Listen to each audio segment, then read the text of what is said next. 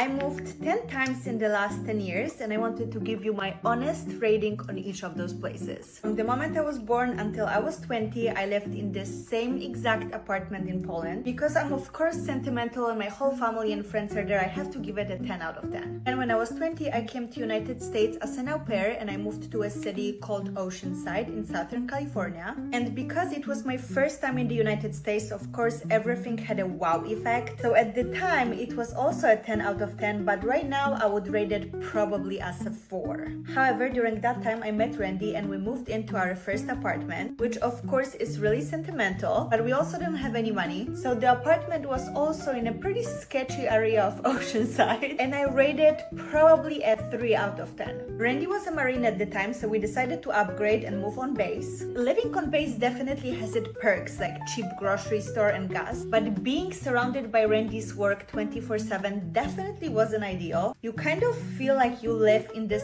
fake setting in a Truman Show where everybody wears the uniforms and kind of looks the same, but I still give it a 7 out of 10 because we're really close to the beach, which I actually really enjoyed. During that time I started doing social media. Randy got out of the Marines, so we decided to move to LA for more business opportunities. We did not know a single thing about living in LA, so we decided on Koreatown. The apartment building was extremely nice and brand new, but the area around it not so much. It was right on the main street and it didn't feel safe or walkable at all, so I have to give it a 4 out of 10. After living dead in a city center, we decided that we wanted something more quiet, so we moved to the valley. We chose Woodland Hills, which is right next to Calabasas, and I think it was a great place, just not the right time. As soon as we moved there, the quarantine hit, so we felt like we're in the middle of nowhere, isolated with absolutely nothing to do. Also think that it's more of a family-oriented area. After living in seclusion, we decided we want to move back to the city again. This time we moved to Beverly Hills. You can imagine, coming from Poland, I would have never ever imagined that I'm going to live in Beverly Hills. I absolutely loved everything about it except